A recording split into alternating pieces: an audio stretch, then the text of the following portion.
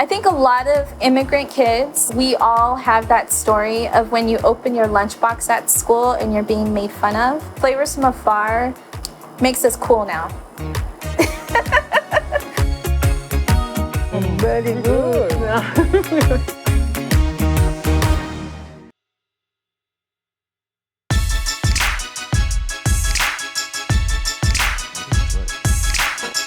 Flavors From Afar is a restaurant with a rotating menu that changes its cuisine every month based on a refugee, immigrant, or an asylum seeker we partner with. And at the end of that month, we give that individual 5% of the proceeds. The mission of Flavors From Afar is to help those that are really trying to resettle here for the first time. It's remarkable because, you have this talent that already exists at homes. These are dishes that our chefs would make for their families. And now they have an opportunity to translate that to the public while also getting on-the-job training in a commercial kitchen. I was cooking when I was 7 years old, all my life. But I cook only for my house. When we had the opportunity to cook here, I said, oh my God, I discovered it's my passion, yeah. The chefs that have come through here are heroes because they're the bravest of all of us who are really trying to take these steps to either resettle in a new place, to help their families, to help better themselves, including share these family secrets of theirs that are then used to help so many other people. I am making today lentil. It's Eritrean food. I grew up with family in a big city called Asmara. There was time we ate lentil for 1 week. I grew up with a poor family, but we were so happy. I feel like lentil is in my body, you know what I mean? It reminds me back home, it reminds my family, it reminds me my culture. As immigrants, food brings us around the table. It's a way to preserve our cultures, and it's also a form of survival as human beings. Welcome to my little kitchen. This is my daughter, Soraya. We're gonna put together a Ethiopian plate. Because I am helping you. You are helping me. Red lentils, okay? And then we're also gonna do some yellow chickpeas. Teamwork. 5. So I'm a daughter of refugees from Ethiopia. After fleeing in the 70s, my parents met and I was born on a refugee camp in Somalia.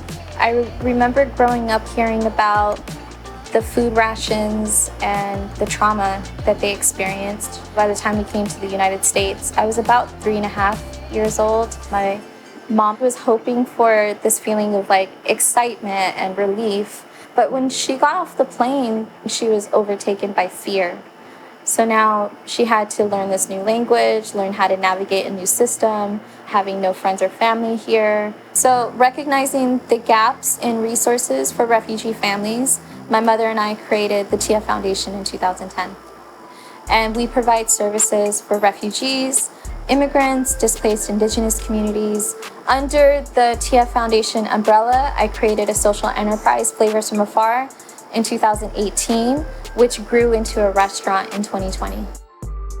As soon as I got the keys, I gave Christian Davis a call and asked him to join the team, be my program manager, help me prepare for this grand opening. Flavors From Afar is a really great stepping stone for all these individuals that we're helping, is because this is a place that when you're just working here, you're learning and exhibiting new skills and trying to figure out how to problem solve at all times. And then you're also giving your food exposure to people who never had this before. One of our chefs who highlighted Eritrean cuisine here at Flavors From Afar, Menal, has been one of our most popular. Not only her and her personality is really lovable, but the food she makes, she really has a true respect for vegetables. I'm gonna make now spinach. I will call alija, but alija is with cabbage, but I'm gonna do now spinach. Whenever we make food in East Africa, we use onion and garlic in any food. In Africa, I feel like mostly they use garlic to like a medicine. The more you eat, the more you like it.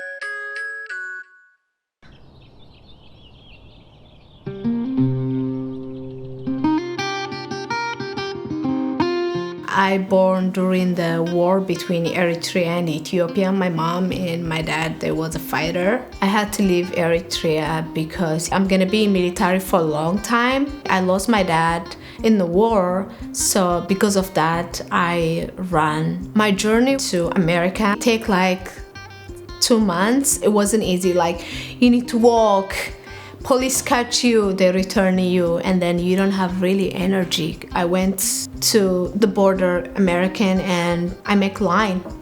They was hating to have a refugee come, and then I know they are tired, but we are not coming like, especially me, mostly refugee, they came to survive. After 10 days from Calexico, they transfer me to California. It's detention, it's not a camp. They put me in one room and then they call police security. I was called in that room almost like from morning till 5 p.m. I keep asking them, I keep knock the door, can you give me a sweater? But they don't. I was there almost for 6 months. After 4 months being in detention, I met Doreen. She came like with the voluntary people. Doreen told me if I release, I can stay with her. The judge, she approved me to be asylum seeker. And then when I release, Doreen and Tony waiting for me over there. And I shout, I say, I'm free. Doreen, she bring me in her house. She give me a room. I say, wow, I was living for 6 months with 115 women. I don't have even private. You see everything, and then now I have my own bathroom. I have my own bed. I said, oh Lord. And that night I was sleep like a baby. Menal is a very brave person, and she left an impossible situation. In Adelanto, she was the sad person and desperate to get out of there. And as soon as she got here, she just relaxed and felt at home. She was fun to live with. We laughed a lot. She cooked great food for us, and now she's part of the family. Can you imagine food in America without the flavors brought in from refugees and immigrants? I mean, this whole country is built off of people who came from everywhere. I think food is a beautiful way to learn about each other's cultures because each dish has a story, it has a history. This is the collard greens with beef. This is from the Kenyan menu this month.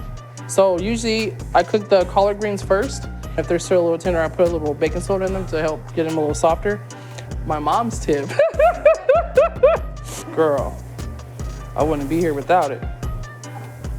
Chef Kenna is remarkable. She is the glue that keeps the restaurant together. She is the reason why we're acclaimed because she learns the recipes, but then has to translate it into commercial operations. What would take a refugee chef, let's be honest, like 6 to 8 hours to make at home, she could turn those dishes around for you and onto your table within 30 minutes. A lot of the recipes that they share with me, they've had it since they were young or with their moms. So it's just very rewarding to have an opportunity for people to even feel comfortable with sharing their techniques that they've had or they even cherish throughout their whole lives. I'm working with Chef Sonia, and so when we were doing the Guatemalan menu for her, I learned how to make her salsas and her marinating sauces for the meats. She's really taught me how to keep things authentic and just not meat, salt, pepper, and a tortilla.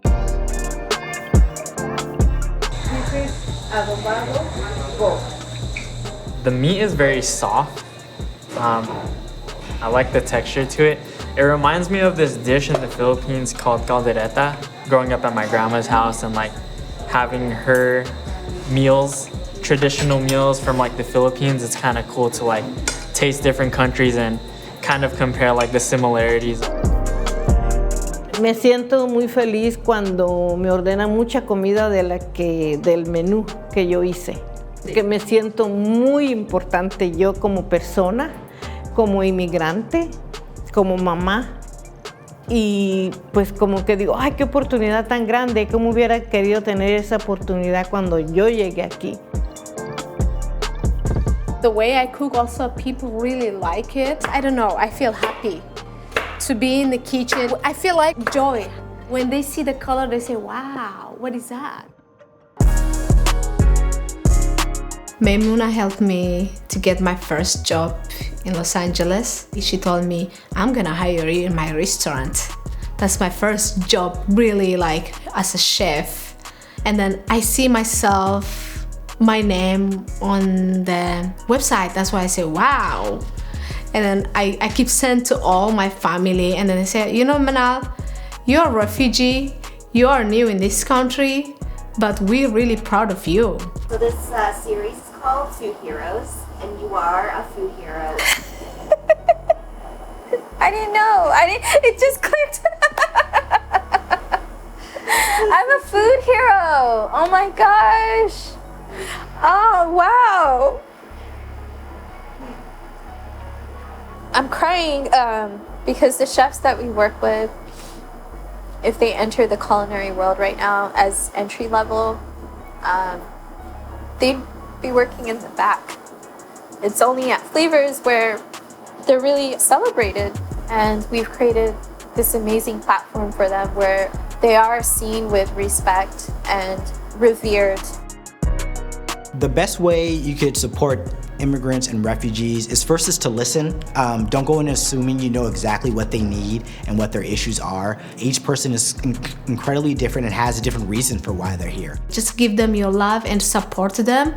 That's enough. We don't need anything more than that. And then we're gonna give you back love.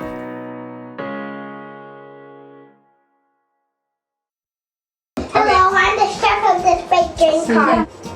Yeah, roll it up. Okay. Okay, go. Yeah, keep going. Good job. Can someone get me a fork? You don't know how to eat it. I know. There you go. Good job. There you go. You don't need help? You don't want to go shop? No? Okay.